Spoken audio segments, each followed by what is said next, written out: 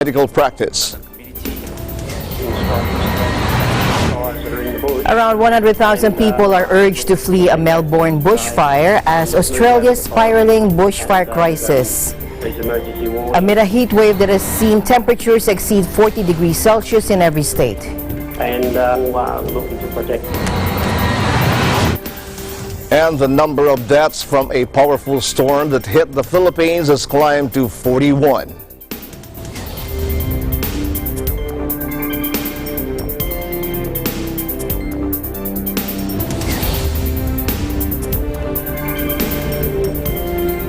I'm Alma Angeles, wherever you're watching from around the world. Thank you very much for joining us. We welcome our viewers here in the Philippines and around the world. Good evening, everyone. I'm Sam Cepeda. And now to the news.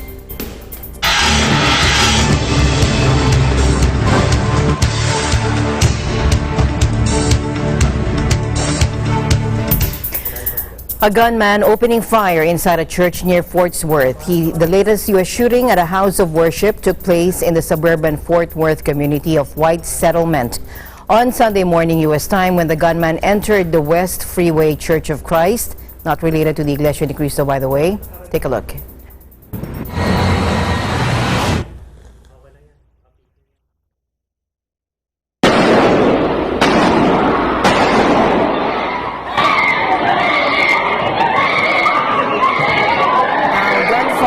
Interrupted a quiet church service. The violence unfolded just 10 minutes after 10 a.m. local time, just as parishioners started receiving their communion at the West Fremont Church. It was live streaming the service. The gunshots sparking panic in the pews. The church regularly posts its services online, and a video of the attack was already live streamed on their website. So today at approximately 11:50 a.m. a gunman entered the West Freeway Church of Christ, White Settlement, Texas, during the church service. The preliminary reports indicated that the man entered the church and fired a weapon. A couple of members of the church returned fire, striking the suspect, who died at the scene. Tragically, the person shot by the suspect died at a local hospital, and a second parishioner has life-threatening injuries. Unfortunately, this country has seen so many of these that we've actually gotten used to it to this point, and it's tragic, and it's a terrible situation, especially during the holiday season. The FBI has dedicated significant resources to aid in this investigation. Those are investigative resources and technical resources. We are working very hard to find motive, to get to the bottom of what happened. We're working very closely with the victims of this incident, and we will continue to provide partnership and resource support throughout this. As you see from the group assembled behind me, an incident like this does not get solved, and we don't get to the bottom of it without significant partnership with the Fort Worth Police Department, White Settlement Police Department, obviously, the Texas DPS, and the FBI working together in concert to find justice for these victims. My friend, who's 70-something years old, comes to church here, and he's real hard of hearing, and I'm just so worried about him, and I can't find him, and I don't know what's happening or nothing. He don't answer his phones. I keep calling him. He's on the phone, and he won't answer, and they won't let us know if he's all right in there or nothing, so I have to wait and see if I hear anything from him. He goes to church here, and I'm just so worried about him. I don't know what else to do. Guns kill about 36,000 people a year in the United States, one of the most heavily armed countries in the world. Through suicides, homicides, police-involved shootings, and accidents, the country has lived through a sharp rise in mass shootings in recent years, alarming the public and triggering new debate on how to control this epidemic of violence. Senate Majority Leader Mitch McConnell has said he will only bring a gun bill to the floor if it has presidential backing. But President Donald Trump has given no clear preference. In November 2017, a gunman shot dead 26 worshipers during a service at a Baptist church in Sutherland Springs, Texas, outside San Antonio. Almost a year later, in October 2018, an anti-Semitic shooter killed 11 people at a Pittsburgh synagogue.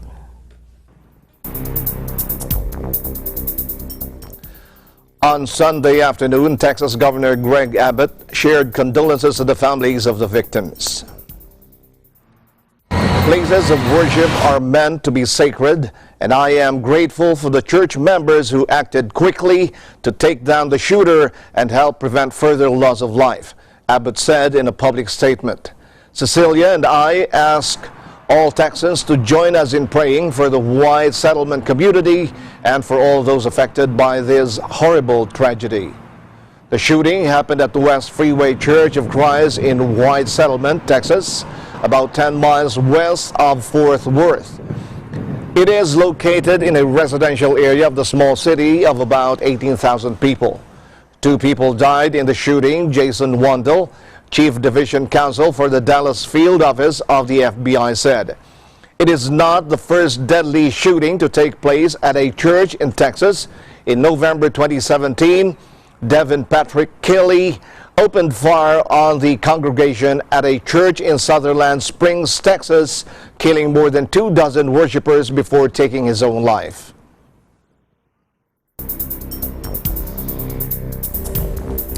And now we go to that brutal attack on a rabbi's home outside New York City, where dozens were celebrating Hanukkah. Take a look.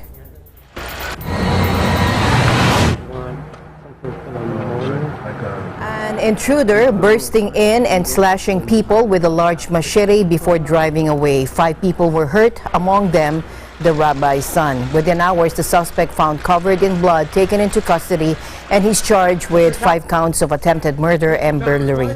Those inside described the scene of horror when the machete-wielding intruder stormed into the rabbi's house in a New York suburb during a Jewish festival late Saturday. Joseph Gluck said he fought back. Take a look. There, he hit somebody in the kitchen, and then he came back to the dining room. That's when I tried to have him run after me. He didn't go, so I came back and I threw a coffee table at the guy. And then he started to come after me. He walked out the door and he started to scream, "Hey you, I'll get you." And I screamed for everybody to move away, that all the people shouldn't get hurt. He came towards the synagogue. He tried one door. He saw that it was locked. He didn't pull the door actually. He went to the next door. He didn't go inside, but he also saw people locked in the front of his nose. He went to his car and drove away. Now, one of the 5 stabbed is in critical condition with a skull fracture. According to police, the suspect, 38-year-old Grafton Thomas, ran from the home and headed toward the nearby synagogue. He was ordered held in custody after appearing in Ramapo Town Court, where he denied all the charges. The attack was quickly condemned as another incident, underscoring growing anti-Semitic violence in the U.S. This is violence spurred by hate. It is mass violence, and I consider this an act of domestic terrorism. Let's call it what it is. These people are domestic terrorists, and the law should reflect that, and they should be punished as if it was an act of terrorism. Most of the people that I work with are not Jewish, and I got messages last night and this morning on a Sunday, a holiday week, and I think even people who are not Jewish feel that there's something going on. So it's very scary. It's scary to tell your children about it. The community is nervous. At the same time, we're trying to be proactive, and we're trying to not let fear run our life. But unfortunately, it's starting to feel a little more suffocating. It's terrible, and it's like you're scared that all these things are happening, could happen any time in different places and schools, and it's scary, you know. U.S. President Donald Trump on Sunday urged Americans to unite against anti-Semitism after the intruder stabbed 5 people at the rabbi's house in New York during a gathering to celebrate the Jewish festival of Hanukkah. We must all come together to fight, confront, and eradicate the evil scourge of anti-Semitism, Trump tweeted, describing the attack as horrific. In response to the recent surge in hate crimes in New York, Mayor Bill de Blasio announced that the NYPD was stepping up patrols in 3 neighborhoods and increasing visits to places of worship. Today, I announce additional NYPD presence. On Friday, I told you we were reinforcing 3 neighborhoods, Williamsburg, Crown Heights, and Borough Park here in Brooklyn. We will add additional officers on top of that, which we already planned to do Friday. so that people in the community will see our officers present in front of houses of worship and out on the streets. We have to give people a sense of security, and we have to show that this horrible trend we've seen over the last weeks will be stopped dead in its tracks. The attack happened at about 10 p.m. on Saturday, the 7th night of Hanukkah, with about 100 people gathered for the ceremony, the candle lighting ceremony. Meanwhile, at Thomas' court appearance, bail was set at $5 million, and he was then taken in handcuffs to a police vehicle and driven to Rockland County Jail.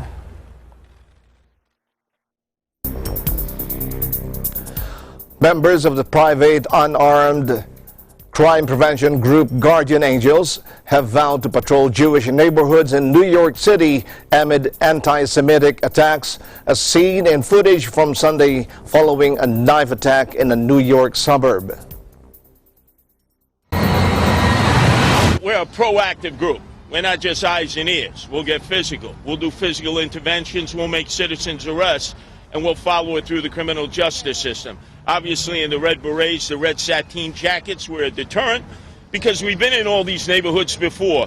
And the thugs and the thugettes, emotionally disturbed, and anyone else who thinks that they're going to violate the rights of Jews, they should think twice, because they will be sucking concrete and get an attitudinal readjustment before we turn them over to the NYPD. Sometimes, unfortunately, the only language they understand is paying compliance. Because if you treat them the way they've been treated now, what do you give them, a swag bag? After they beat down a Jew in the streets, and in that swag bag are med tickets and other little tchotchkes to encourage them to come to court? You're rewarding criminal activity and behavior, and you have the onions to come here on Friday afternoon and tell the Lubavitch community, oh no, we're here for you in solidarity. Meantime, the mayor's giving swag bags to criminals at taxpayers' expense. That's an absolute shanda. The New York Police Department reported 8 anti-Semitic attacks committed against Jews in Brooklyn last week alone. 5 people were taken to a hospital following an attack in the New York suburb of Monsey on Saturday night, with 2 of them believed to be in critical condition. Police arrested a suspect on Sunday using a photo taken by one of the witnesses to track his car. The man, who lives at his mother's home in Greenwood Lake, allegedly fled the scene wearing a headscarf. He was reportedly still covered in the victim's blood when arrested and taken into custody. The stabbing took place just before 10 p.m. local time on Saturday, GMT. The investigation is going on.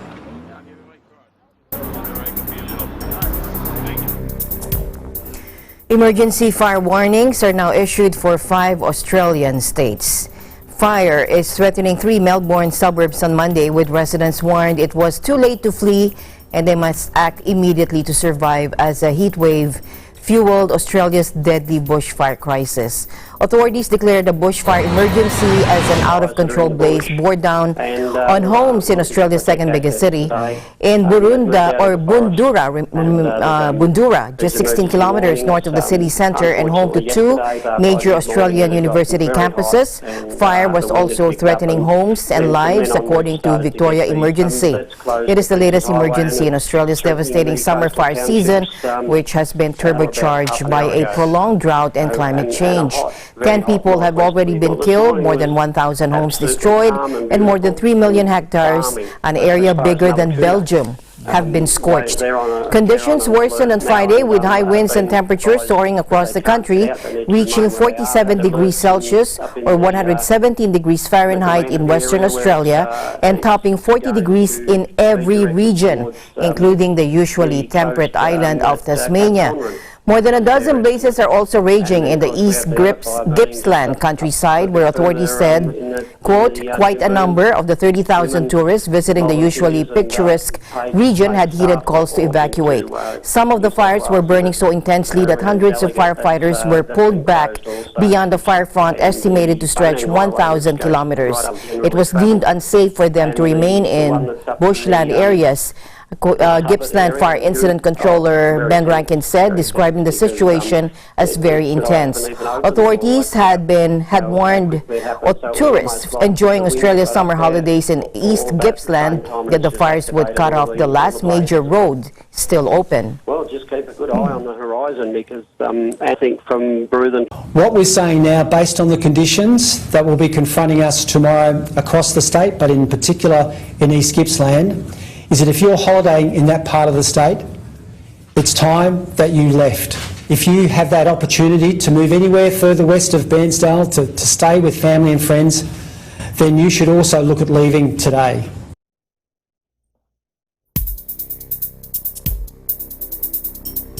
A fire burns in rural Australia. Conditions are expected to deteriorate in New South Wales, where 100 fires were burning Monday morning, including more than 40 uncontained. Meteorologists say a climate system in the Indian Ocean, known as the dipole, is the main driver behind the extreme heat in Australia.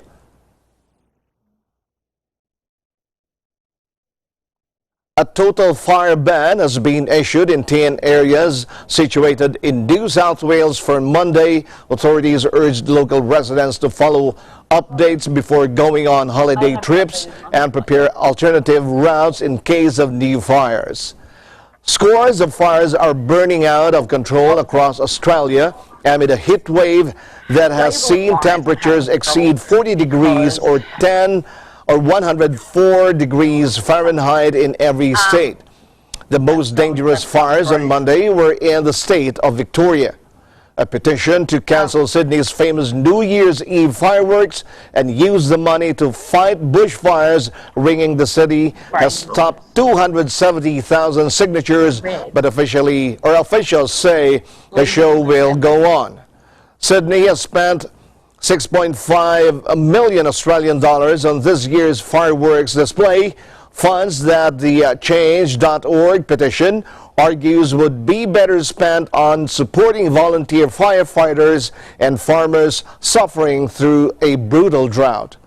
On Saturday, Prime Minister Scott Morrison announced that volunteer firefighters in New South Wales would receive compensation for loss of earnings after spending time away from jobs to battle bushfires.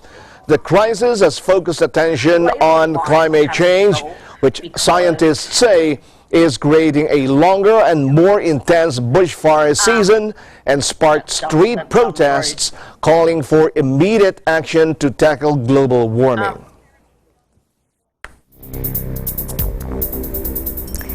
And take a look at this cyclist in Australia who let an extremely thirsty koala climb up on her bicycle and drink from her water bottle. As the heat wave gripped parts of the country, take a look.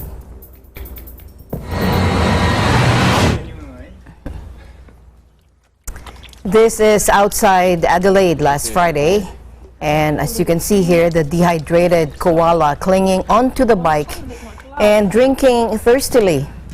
Australia experienced one of its hottest December amid heat waves as temperatures are pushing above 40 degrees Celsius or 104 degrees Fahrenheit.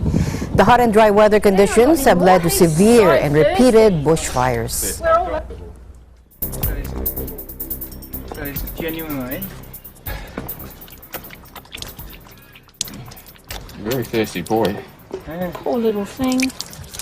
Oops, sorry. Oh, he's trying to lick my glove. I've never seen anything like it. I haven't either. We've seen plenty of them. Oh, look at you. Has anyone got any more? He's so thirsty. The U.S. has carried out airstrikes against a pro-Iran militant group in Iraq, killing 19 fighters 2 days after a rocket attack that killed an American civilian contractor. The Pentagon said on Sunday it targeted weapons caches or command and control facilities linked to Kataib, Hezbollah or KH in western Iraq, as well as eastern Syria in response to a barrage of 30 or more rockets fired on Friday. The targets we attacked included 3 targets in western Iraq and 2 targets in eastern Syria that were either command and control facilities or weapons caches for Kataib Hezbollah. The strikes were successful. The pilots and aircraft returned back to base safely. The Department of Defense took offensive actions in defense of our personnel and interests in Iraq by launching F-15 Strike Eagles against 5 targets associated with Kataib Hezbollah, which is an Iranian-sponsored Shiite militia group. Today, what we did was take a decisive response that makes clear what President Trump has said for months and months and months, which is that we will not stand for the Islamic Republic of Iran to take actions that put American men and women in jeopardy.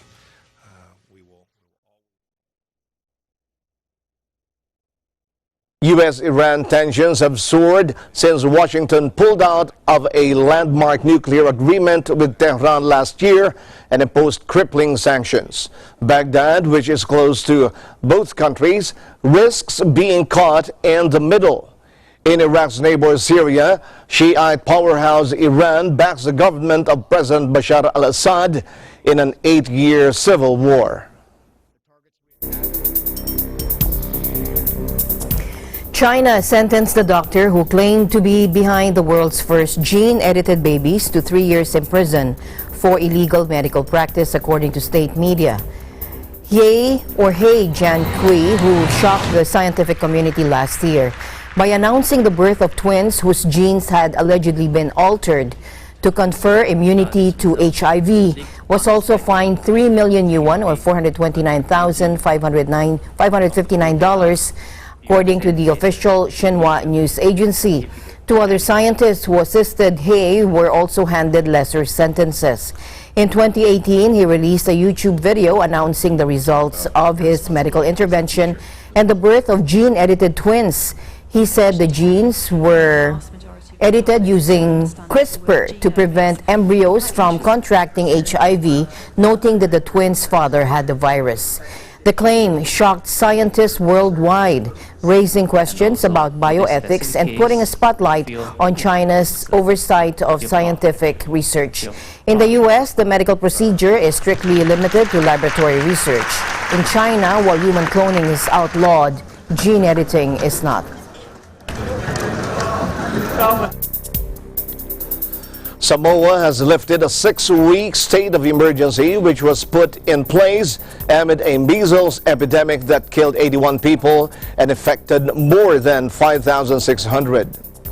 The country introduced mandatory vaccination as part of a state of emergency declared in November, when the scale of infections sweeping through the 200,000-strong population became apparent. Prime Minister Tuilaipa Sailele Malilegawi said compulsory vaccinations would now be a permanent part of Samoa's healthcare system to safeguard against future epidemics. Organizations such as the World Health Organization and UNICEF have blamed the low immunization rates that left Samoa vulnerable to measles on anti-vaccination misinformation spread online by overseas-based activists. Samoan authorities arrested one vocal anti-vaxxer campaigner earlier this month and charged him with incitement as part of a government crackdown.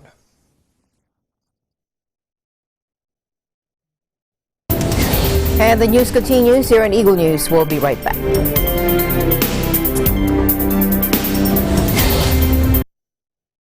Tungkulin ng MTRCV ang mag-provide ng appropriate ratings sa lahat ng TV shows.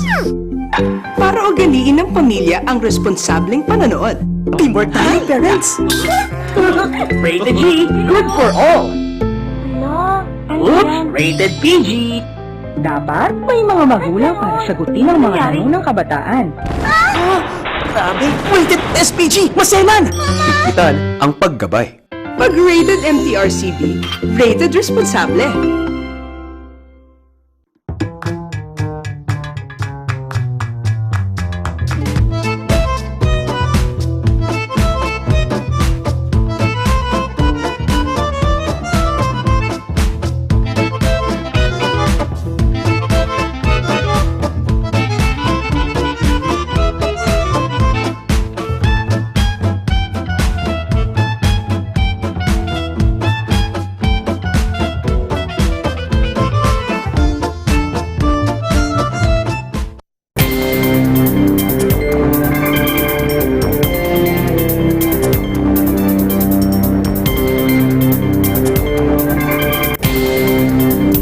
Hundreds of anti-government protesters held a rally at central Hong Kong's Edinburgh Palace or Edinburgh Place on Sunday. Take a look. Activists created a large banner illustrating the timeline of the protest movement, which is approaching the 7th-month mark. Participants were seen writing down messages of support and encouragement. Despite heavy rain, the protesters met on the sunset on the square, showing their support to the activists, speaking and singing from the stage. People in Hong Kong have practiced and participated in peaceful demonstration. Yet, the government has turned a blind eye to the voices of the majority. Worse still, the HKSAR government have tolerated the police force to disperse the peaceful protests, and without any solid reasons. Only rubber bullets were used at the very first beginning. Yet, live rounds are used recently as well. This triggers more and more peaceful, non-violent protesters to stand up against the government. Fortunately, the spirit of fighting for democracy could not die down easily. Hong Kong has been rocked by more than 6 months of anti-government protests triggered by the now withdrawn extradition bill. The rallies have since evolved into a wider movement against the government, marked by violent clashes between protesters and police.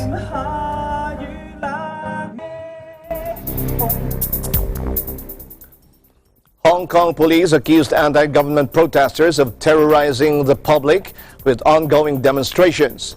A statement came from Kwok Ka-chuen, the chief superintendent of Hong Kong police from the Public Relations Branch, during a press conference in Hong Kong on Monday. Watch this. Over the past 2 days, rioters used the excuse of shopping and inflicted extensive damage to various shopping centers in Shengshui and Kowloon Bay. Recklessly and ruthlessly, master rioters vandalized shops and restaurants and harassed shoppers and diners, young and old. What's worse, in the small hours of yesterday, rioters hurled a petrol bomb at a targeted restaurant that they thought were unsupportive of the extremist view. All these are, no doubt, criminal acts that must not be condoned or glorified. Rioters are terrorizing the public with their childlike tactics. Whoever disagrees with their violence will be met with violence. They claim to be fighting for their right, but they're actually trampling others' right to enjoy peace and safety. They claim to be fighting for freedom, but they're depriving others of their freedom to express dissenting views. They claim to be fighting for justice, but they are taking justice into their own hands. Over the weekend, during our arrest operation, we arrested a large number of youngsters and are very alarmed that some criminals incite youngsters to commit crime. We have even come across cases where teachers lead students in criminal acts. Over the weekend, we arrested 34 people, consisting of 31 male and 3 female, aged between 13 and 50 years. Offences include unlawful assembly, loitering, and assaulting police officers. In conclusion, the year 2019 has almost come to an end. Hong Kong people had a bumpy year, where widespread rioting pushed the city to the brink of extreme danger. I believe most citizens are fed up with this ongoing social unrest and long for peace and stability. However, rioters have been putting their own interest above public interest, putting their own demand over the well-being of the whole population. It's high time we put an end to violence and restore social order in Hong Kong. On the first day of 2020, there will be a public procession expected to draw a large turnout. We appeal to the organizer and participant to remain calm and rational. Let us kickstart 2020 with peace and get Hong Kong back on the right track. Thank you. 之前江 Sir 咧就接受我哋專訪嘅時候咧。 In other news, North Korean leader Kim Jong-un has warned top ruling party officials of the grave situation facing the nuclear-armed state's economy and called for urgent corrective measures. His comments, reported Monday by state media, came on the second day of a key party meeting held ahead of a year-end deadline for Washington to shift its stance on stalled nuclear talks with Pyongyang. Kim, who chaired the meeting, said the time had come to bring about a, quote, decisive turn in the North's economic development. In July, the South Korean Central Bank estimated that the North's sanctions-hit economy had shrunk by 4.1% in 2018, the largest contraction since the devastating famine of the 1990s. Meanwhile, North Korean state TV also reported that Kim Jong-un urged positive and offensive measures to ensure the security of the country before the end-of-year deadline for denuclearization talks with the U.S. In early December, North Korea threatened the U.S. with a, quote, Christmas gift, triggering fears of a possible missile launch. Now, North Korean leader Kim Jong-un set December 31 as the deadline for Washington to change its position on nuclear talks.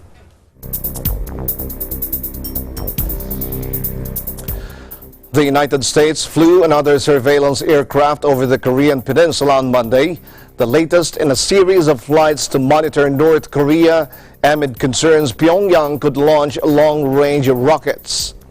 Yonhap News Agency reported that the U.S. has been intensifying its surveillance on North Korea as Pyongyang has warned of taking a new way if Washington fails to come up with a new proposal in their nuclear negotiations before the end of the year.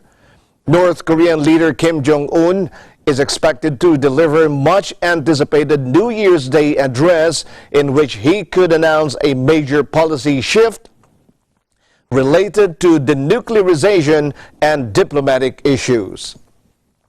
In Washington, U.S. National Security Advisor Robert O'Brien warned the North against any provocations, saying the U.S. will be extraordinarily disappointed in such case, and that it has a lot of tools in its toolkit to respond to the North.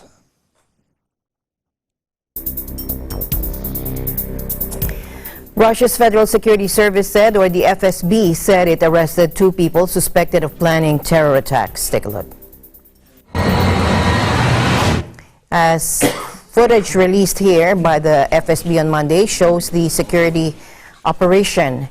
Based on information received from U.S. partners, the FSB arrested 2 Russian nationals on December 27 who planned to commit acts of terrorism during New Year holidays in St. Petersburg, according to the FSB in a statement. The Kremlin said President Vladimir Putin thanked U.S. President Donald Trump for sharing the information in a phone call. The FSB said the 2 suspects have been charged with terrorism. Although Moscow and Washington are at odds on many issues, both regularly stress their mutual determination to fight terrorism.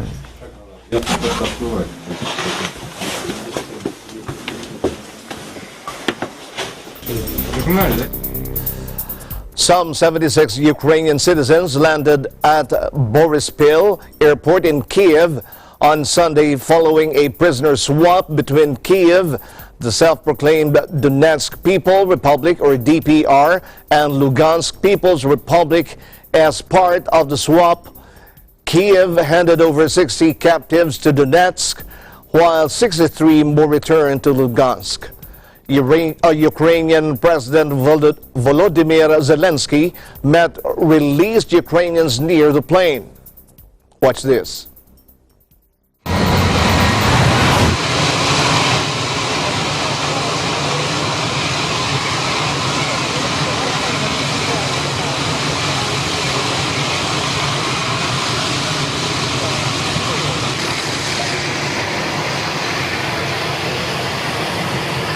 Тому що кожну секунду, не кожного дня, а кожну секунду кожного дня у нас міг зірватися цей обмін.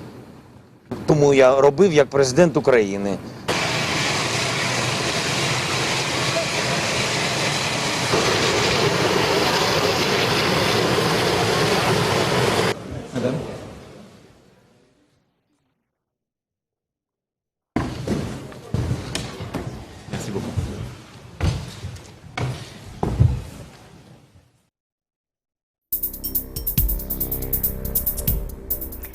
Two of the victims involved in a car crash at Lucky Plaza on Sunday were sisters, according to the Philippine Embassy. This is in Singapore. One of the siblings died while the other is in critical condition. According to Philippine Embassy Charge d'Affaires Adrian Bernie Candolada.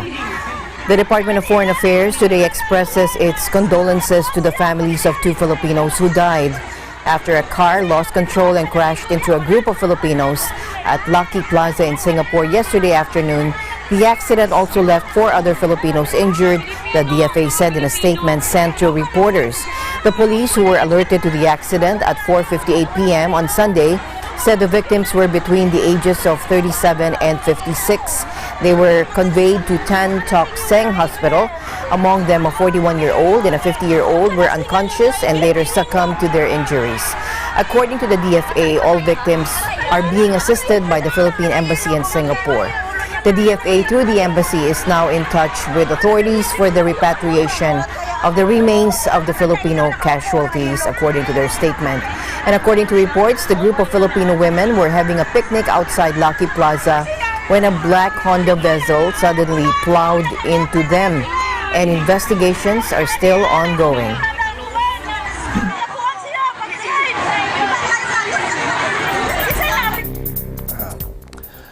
Thousands of people march in the western Argentine province of Mendoza against a law allowing the use of chemicals, among them cyanide, in mining activities in the region. Here's more. A favor del agua pura en Mendoza, en contra de la megaminería contaminante que querían implementar, y que por suerte, porque nos escucharon y porque no hay licencia social para contaminar el agua, esperamos que mañana se derogue la ley que habían sacado. Following a week of protests, the governor of Argentina's central province of Mendoza, Rodolfo Suarez, announced that he will send a bill to the legislature to abolish Law 9209, which allowed for cyanide and sulfuric acid to be used in mining operations. Protesters, many of them from left-wing opposition parties and environmental organizations, argued that the new law threatened the province's waterways and water supply. After a week of unrest on December 26th, Governor Suarez said that the legislature was not going to work on the regulations that would make the law effective until a social consensus was reached. In a press conference reported on the local media, the governor said he was even thinking about the possibility of calling a referendum on the law. But Suarez's attempt to save Law 9209 didn't work, as rallies continued to take place with 10,000 people marching on Thursday, according to Clarín newspaper. Thus, his office announced that a bill to abolish the law will be sent to the provincial legislature this Monday.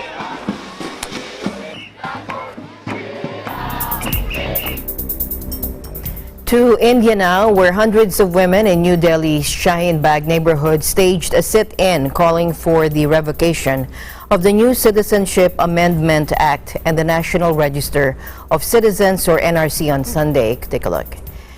They have reportedly been protesting for 16 consecutive days at the Noida-Kalindi-Kunj, a key highway in India's capital, blocking the road with tents.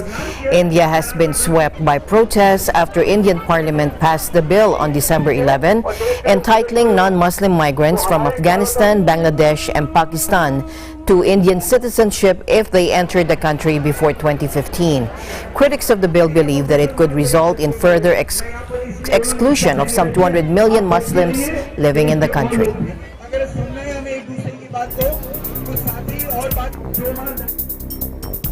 A court in Cyprus on Monday found a British teenager guilty of falsely claiming she was gang raped by a group of Israeli tourists in a case that prompted allegations of police mistreatment.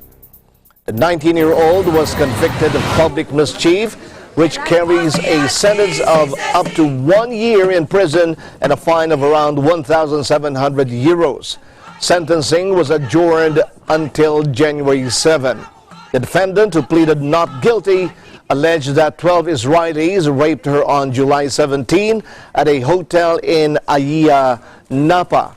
But the Israelis aged 15 to 18 were released without charge the same month after the woman was arrested on suspicion of making a false statement about an imaginary crime. The defense said it would lodge an appeal with the Supreme Court.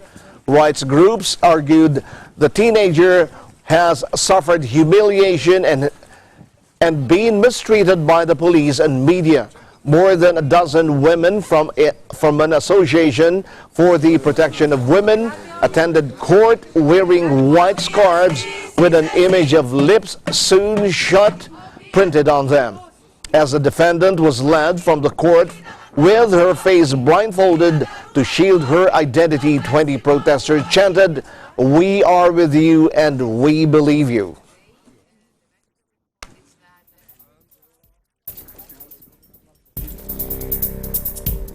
Eagle News International will be right back. Stay tuned.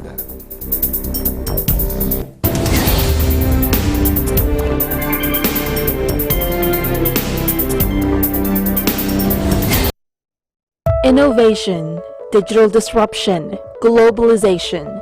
Startups, micro, small and medium enterprises, as well as large corporations all face interesting challenges in the market today.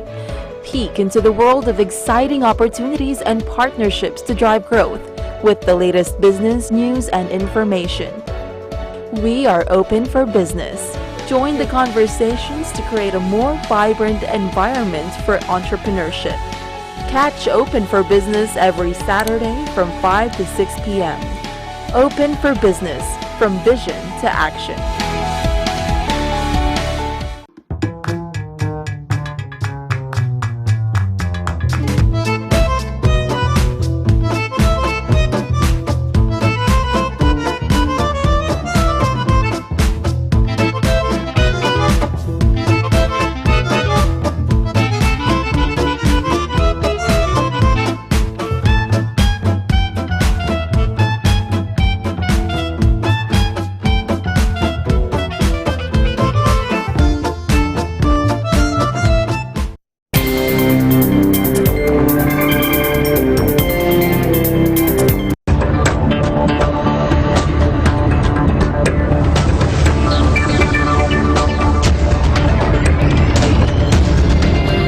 Welcome back. The damage to the farm sector caused by Typhoon Ursula, or Fanfon, has climbed to almost 800 million pesos following additional reported losses in western and eastern Visayas, according to the Department of Agriculture.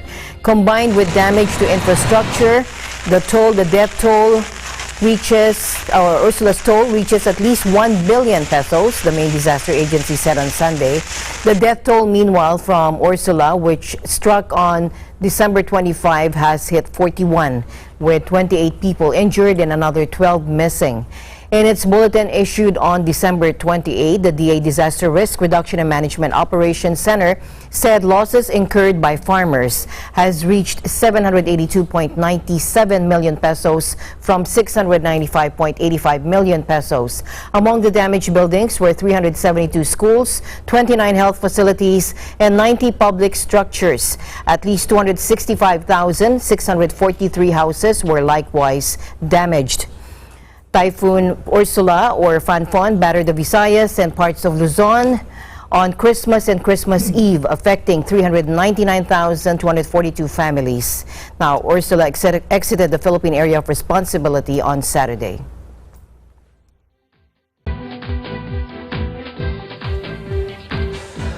The daughter of U.S. President Trump and his advisor at the White House, Ivanka Trump, advocates for paid family leave in the United States. Watch this.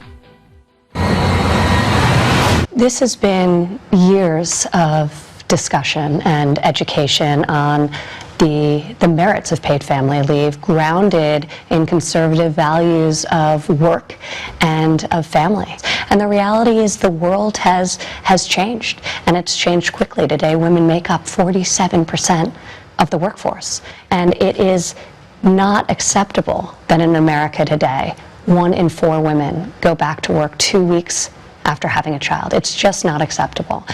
I think everyone should be engaged, and the full force of the U.S. government is committed to this effort to border security, to protecting the most vulnerable. That includes those being trafficked across our border, which this president has committed to countering and combating human trafficking in an incredibly comprehensive, aggressive way. So The U.S. Senate on Tuesday approved a provision that would give federal workers 12 weeks of paid parental leave in a move championed by Democrats as well as Republicans, Republican President Donald Trump's daughter Ivanka.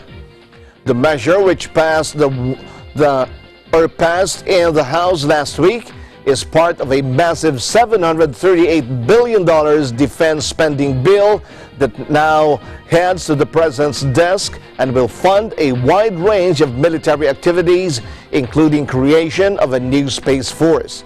The bipartisan agreement on parental leave applies to the nation's 2.1 million civilian federal employees in the event of childbirth, adoption, or taking on a foster care child. Its passage comes in return for Democrats' support of the Space Force, a favored project of Trump and the Republicans.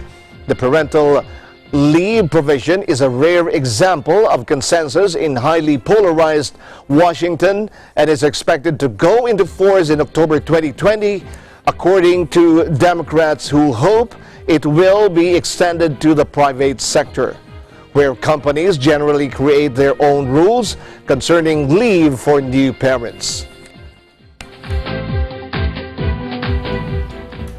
As France continues to experience major transport problems due to a 3-week strike against pension reforms, Saint-Lazare station in Paris was relatively quiet this morning. Only a fraction of high-speed TGV trains are running. Take a look.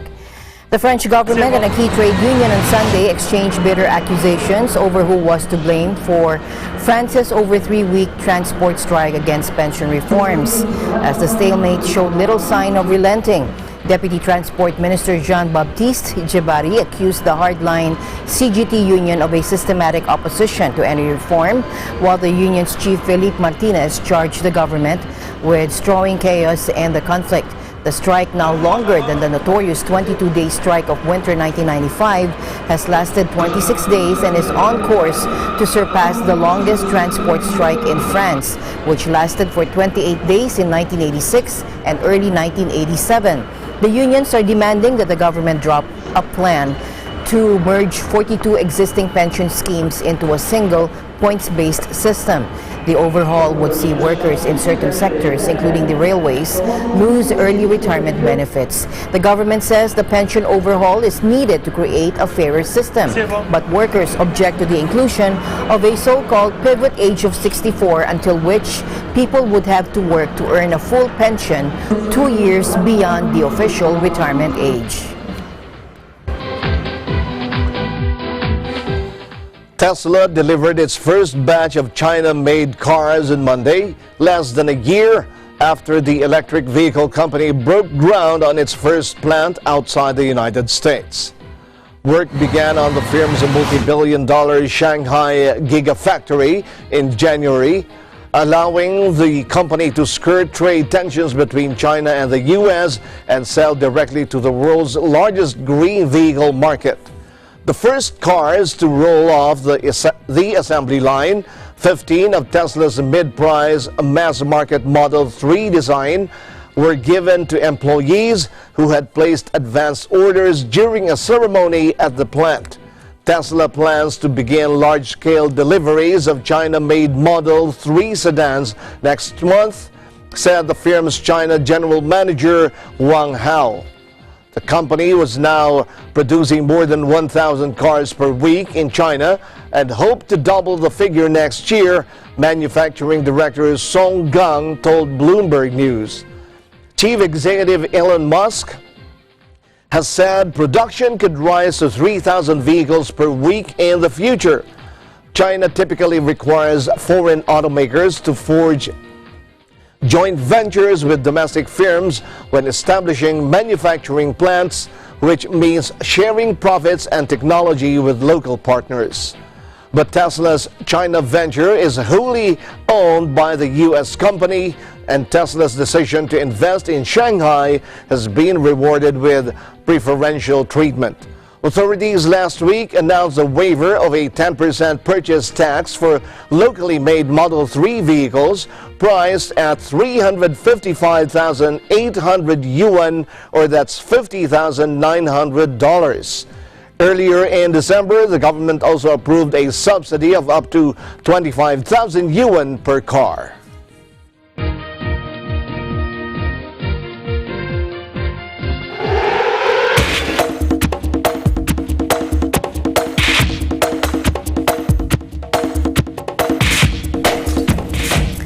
The Boston Celtics spoiled the Toronto Raptors' first holiday game at home, pulling out a 118-102 win.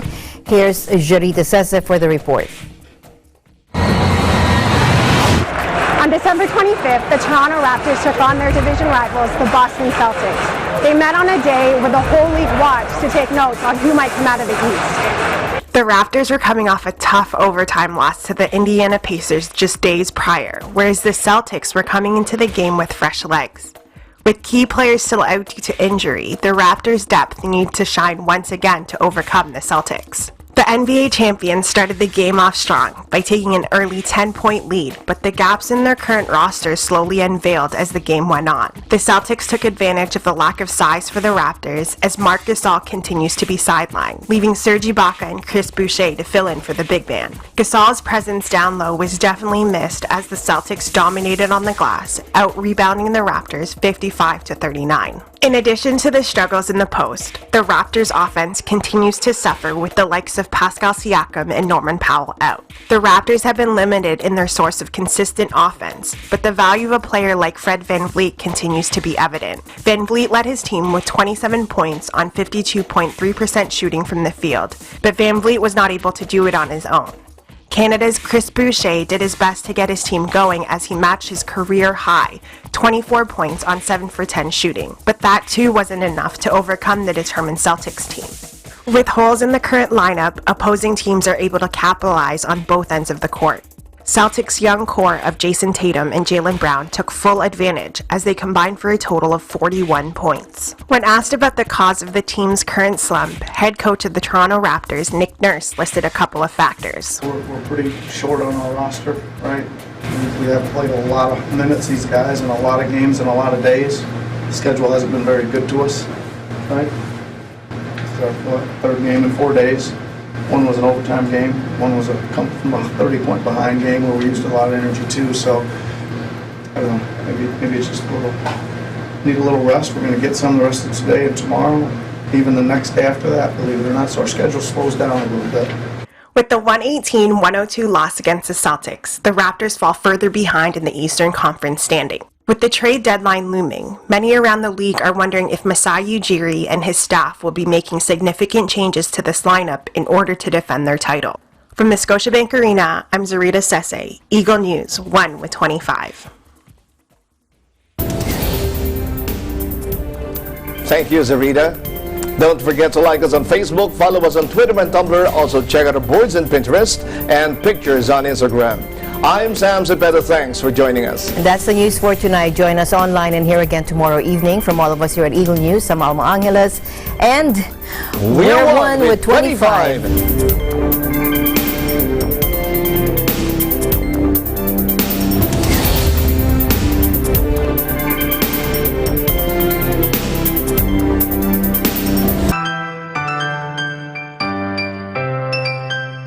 Mula po sa lahat ng ABC correspondents ng Negros Oriental, ay binabati po namin ang lahat ng mga kapatid sa buong mundo ng Happy New Year! Happy New Year po sa lahat ng mga kapatid sa buong mundo!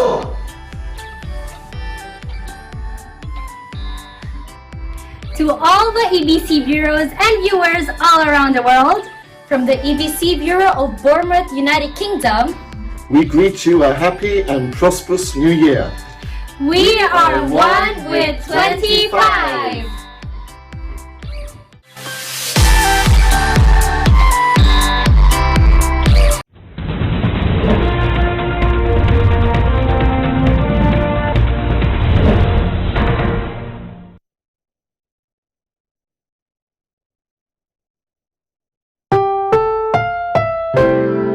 Ang susunod na programa ay rated PG. Ito ay nangangailangan ng patnubay at gabay ng magulang para sa mga batang manonood. Sa episode na ito ay ibubunyag po namin sa inyo ang kamalian ng aral ng Iglesia Katolika Romana patungkol po sa mga larawan ng kanilang mga kinikilalang mga santo at mga santa na kanilang sinasamba.